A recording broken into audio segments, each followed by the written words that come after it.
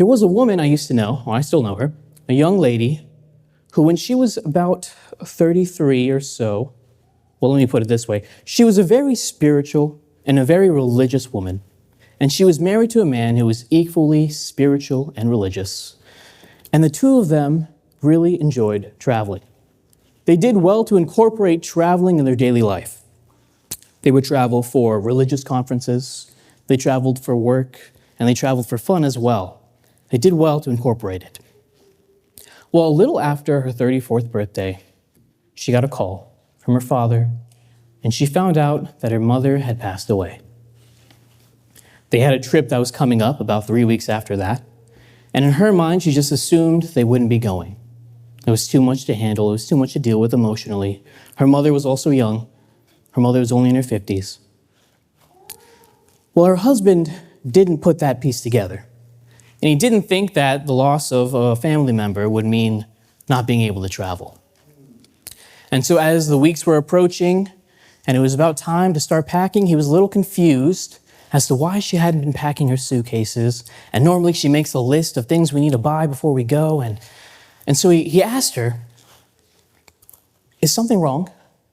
Are you not planning on coming on this trip? You're not packing? Do you want to go shopping and buy some things? And she just explained, well, when my mother passed, I just needed time. It's only been a couple of weeks, so I thought we weren't going.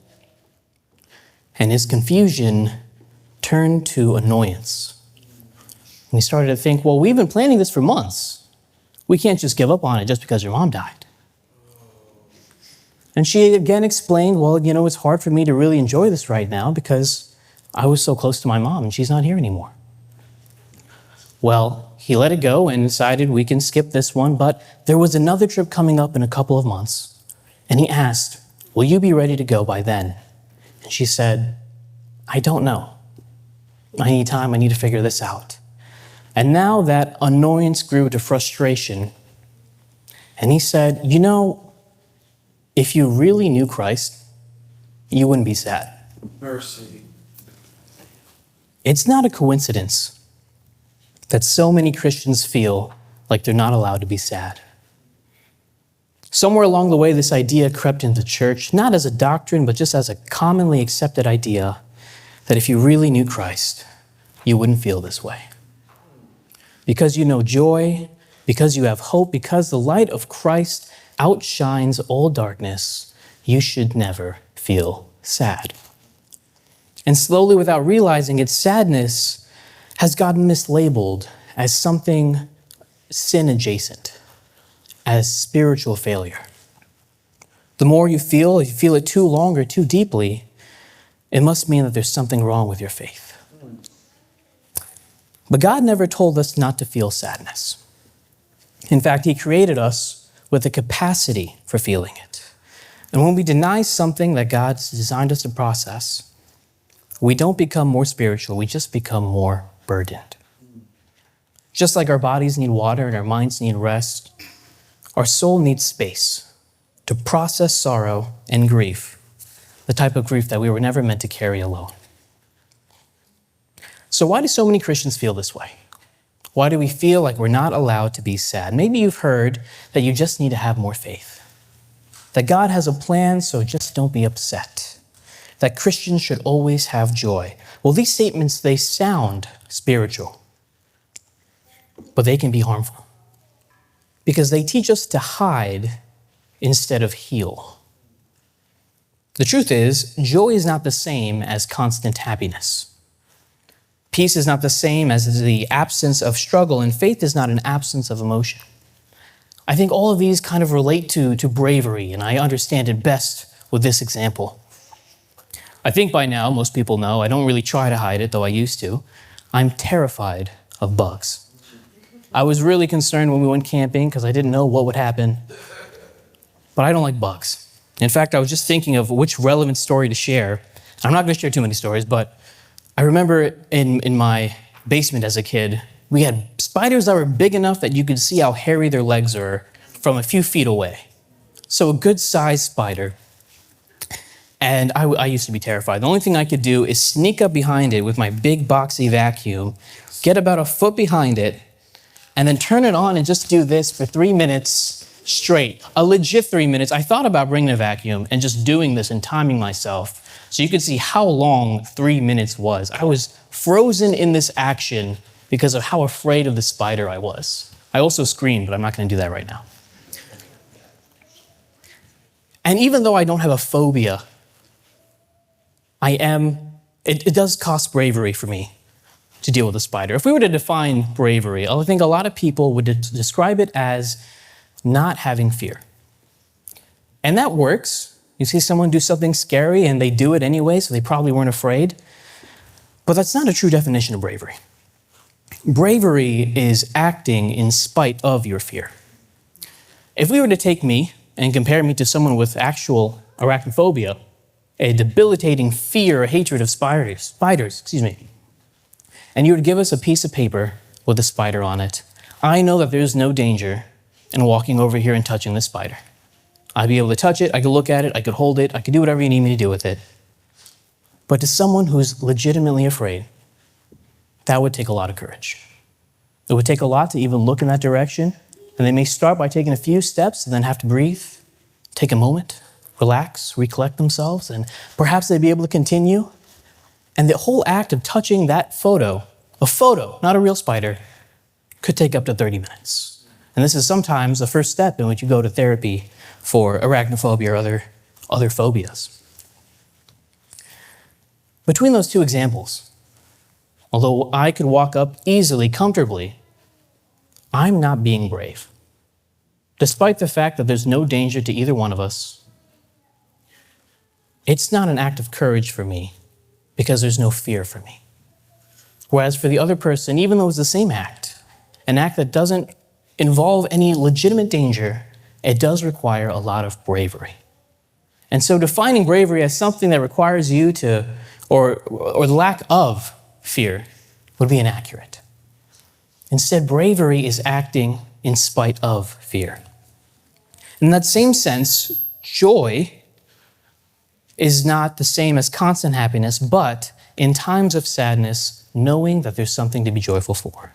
Peace is not the absence of struggle, but knowing that there is calmness in struggle. And faith is not the absence of emotion, but knowing that in our darkest times, in our saddest moments, their Father is still present.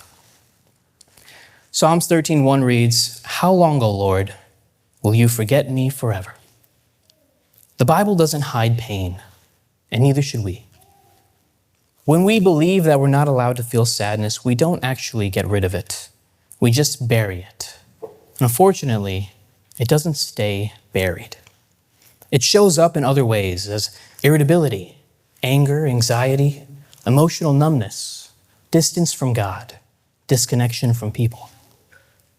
Psalms 32:3 says, "When I kept silent, my bones wasted away." Silence doesn't protect.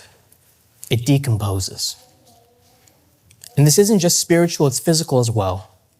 For thousands of years, people have noticed that when we feel on the inside, how we feel on the inside affects us on the outside. Even thinkers like Aristotle recognize that emotions impact the body. Today, we understand even more. Our emotions aren't just feelings, but they're connected to our nervous system, our hormones, and even our immune system. When we're afraid, stress hormones like cortisol rise, and when that stress is constant, it wears down the body physically. So when we suppress, when we distract ourselves, when we stay busy, we scroll, we eat, we avoid, we push it down, sometimes it is necessary. But there's a difference between pausing for a moment because you're not in the right place to really go through the emotions, and then permanently ignoring how you feel.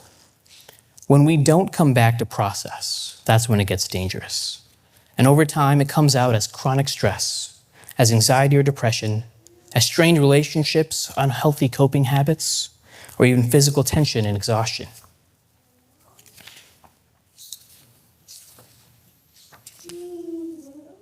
I'm missing a page. Maybe some of us have felt this. We felt fatigue when we've been really stressed out. We feel physical knots in our necks. What we carry shapes us. our hearts are shaped by it. It affects how we treat others. And it begins to affect us in many ways. In some cultures, there are people who carry water on their heads. I'm sure many of us are familiar with this. Over time, it begins to reshape their posture and even their skull shape. The weight of that water physically changes them. A more relevant example, if you look at your pinkies, if you're right-handed, you probably notice that your right pinky has a little dip in it. And that's because, where'd I put it, of these guys. We've all learned to hold our phones by balancing them on our pinkies. Sean's saying no. Is this not true? You guys not seeing this? I remember this in high school. I don't use the phone that much. All right, Sean doesn't use his phone that much. But we start to notice that our bodies are literally changing because of the weight of our phones. The same thing happens to us. As we carry this weight that we've never let go of, it begins to affect our hearts. And it comes out in how we treat others, our relationship with God, our relationship with family members, with friends, our view of religion, our view of politics, our view of everything is just impacted by this weight. And so we look at Jesus in the garden. We wonder, is it sin to be sad? Could it really be a sin? Could it really be an act of lack of faith just to be sad? Well, we see that Jesus in the garden, he says, I am overwhelmed with sorrow to the point of death. And what does he do? Why was he in the garden in the first place? I love gardens. I don't know if you all enjoy being in your garden, if you have one. I wish I had a place that would allow me to have a garden. I often go out for walks just because I enjoy being outside and feeling the fresh air and the nature, and I wish I could have my own little garden to go to just to be at peace. And I think that's why Jesus went to this garden. He knew the weight of the things around him, the betrayal, the suffering, the weight of sin, and he needed a place to cope. He needed to express, not repress, that sadness. So he went to a garden. He surrounded himself with the people he's come closest to, and he prayed. He spoke it out loud. He gave it to God. That response is not emotional numbness. It's deep sorrow. He's not suppressing it, but he's expressing it. And we see it again in John 11. I always thought this was an interesting chapter. I recently read it again. Let's turn together to John chapter 11.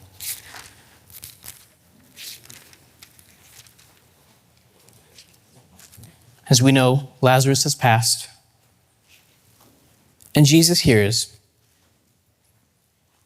And when Jesus hears that, he says in verse 4 of chapter 11, "This sickness is not unto death, but for the glory of God, that the Son of God may be glorified through it." The first time he says anything about the death of Lazarus, he's already letting us know he's going to bring him back. He already knows that he's going to raise Lazarus here. He then says that Jesus loved Martha and her sister and Lazarus. That's important. It comes back later. And so skipping ahead to verse 11, the disciples here, they're concerned that it's a long walk. People are trying to stone Jesus. Is this really safe? Is this a good idea? And in verse 11, he says, "These things he said, and afterwards he said to them, 'Our friend Lazarus sleeps, but I go that I may wake him up.'" And they respond, "Well, Lord, if he sleeps, he'll get well." They didn't understand. They didn't understand what Jesus meant by sleeps. There was a quote I learned in one of my ministry to young adults classes that I shared with Sean. We both enjoyed it. And it was that if you have a youth group with a bunch of people who don't understand what you're saying, and one of them wants to kill you, you have a youth group like Jesus. And we see at least the part about people not understanding him here. He meant that Lazarus was dead, but he would rise. And they didn't understand that. And so, in verse 14, Jesus says to them plainly, it says, "Lazarus is dead." And I just think that's kind of funny. He had to leave it plain for them. And then he says in 15, "And I am glad for your sakes that I was not there, that you may believe. Nevertheless, let us go to him." He was glad that Lazarus was not dead. He was glad that he wasn't there to save him so that this opportunity could exist, so he could show them God's power. This is the second time we see him say, I'm going to bring him back. And yet people don't understand. We skip ahead to verse 20. And now Martha, as soon as she had heard that Jesus was coming, went and met him. But Mary was sitting in the house. Now Martha said to Jesus, Lord, if you had been here, my brother would not have died. But even now I know that whatever you ask of God, God will give you. And Jesus says, your brother will rise again. Again, he's saying that I'm going to bring him back. And Martha says to him, I know that he'll rise in the resurrection at the last days. To which he responds, I am the resurrection. I thought this was funny. I don't know if Lena wanted me to share this thought I had at home, but I give them credit. It was hard to understand Jesus. He was talking to multiple generations sometimes. To explain to someone, your brother will rise again, and then your response is, I know there's a resurrection at the second coming, and he just says, I am the resurrection. I would be confused too. It would be like if I told you that eventually we're going to have some Christmas trees here, and then you said, yeah, come December time, it'll be Christmas, and we'll put Christmas trees out here, and then I just said to you, I am December. I don't know what that meant, to be honest. And so I see why I give them credit for being confused here. It's kind of confusing. But he says that he who believes in me, though he may die, he shall live. And whoever lives in me shall never die. Do you believe this? And she says yes, to her credit. Now, of course, we know this ends. We'll skip down to verse 33. Therefore, Jesus saw her weeping. That's important. And the Jews who were with her were weeping. He groaned in his spirit. He was troubled. And he said, where have you laid him? They said to him, Lord, come and see. The next verse says, Jesus wept. Then the Jews said, see how he loved him. And some of them said, could not this man who opened the eyes of the blind have also kept this man from dying? We know how the story continues. Jesus asks them to roll away the stone, and he calls out in a loud voice for Lazarus to rise. And he gives this prayer before he does that. Father, I thank you that you have heard me. And I know that you always hear me. But because of the people who are standing by, I said this, that they may believe that you sent me. So the question is, if sorrow, sadness was a lack of faith, if it really was sin, not only could Jesus not feel it, but how could he perform a miracle right after crying? He didn't cry because he didn't know that Lazarus was coming back. We know right before it says that Jesus wept, he saw that Martha was weeping. He saw that the Jews were weeping. Have you ever just been with someone who was just so sad that you couldn't help but feel sad too? Call that being an empath. Babies can only do this. If you've ever gone up to a baby and you smile and you lift them up, they smile back and they laugh. It's not really that they like you. They just see a smile and their faces only know how to mimic it. If you picked up a baby and started crying, it would cry too. And that's what Jesus was experiencing here. He saw the sadness around him, and he was in that sadness with them. He felt compassion for them. He didn't think it a sin. He didn't need to correct them. He didn't need to criticize them for feeling sad, even though he was right there, even though they knew him. They knew what he could do. He cried with them. He was there in that sorrow. Feeling sadness is not a lack of faith. If anything, it just means that we're human. And more than that, it means that we share something with the Savior who understands that. So what do we do with our sadness? We don't ignore it, we don't suppress it, and we don't want to run from God. We want to bring it to him. That's what the Bible calls lamenting. Not complaining or losing faith, but choosing to bring our pain to God instead of away from him. Psalms 34:18 says, the Lord is close to the brokenhearted, not distant, close. He doesn't move away from your pain. God moves towards it. Faith isn't just pretending that you're okay. Faith is knowing that you can bring your not okay self to God. Amen.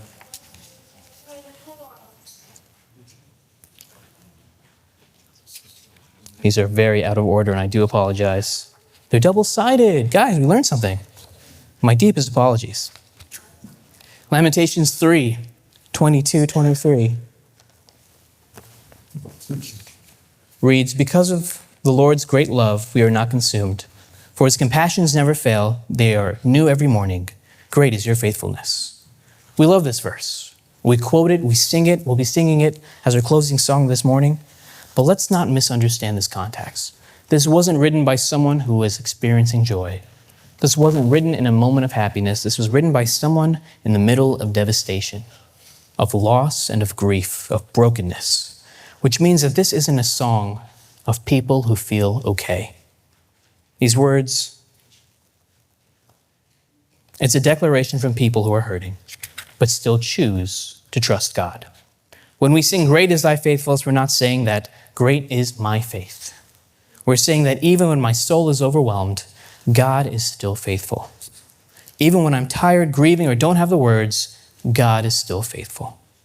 Today we look at this idea, this lie that we've been told, that being Christian means that we should know God and we should never be sad. We've learned the dangers of suppressing emotion, and we've looked at Christ's example of feeling sorrow in faith. But now we ask this big question: where does this idea come from? Where do all lies come from? It's not a coincidence that so many Christians feel like they can't feel sad. This idea that if you really knew Christ, if you really had faith, then you wouldn't feel sad. It doesn't come from Scripture. It comes from the enemy. The enemy doesn't want you to be healthy, not physically, spiritually, and not emotionally either. If he can convince you that sadness is sin, then you'll start hiding instead of healing. And if you never process that pain, it doesn't disappear. It stays, and over time it begins to weigh on you, changing you, distorting your view of yourself, of those around you, and of God's love. But God never told you not to feel sadness. He created you with this capacity to feel it and the need to process it. Just like how our bodies need water and our minds need rest, your soul needs space to grieve. When we refuse to do that, when we push it down, ignore it, and we pretend that we're okay, we're not protecting this temple that God gave us. We're letting it decompose. Today, God is asking you not to pretend that you're okay, but he's inviting you to bring your sorrow to him. And that's why we can say, "Great is thy faithfulness," not because we always feel strong, not because we're never overwhelmed, but because even here in this sadness, God's faithfulness is great.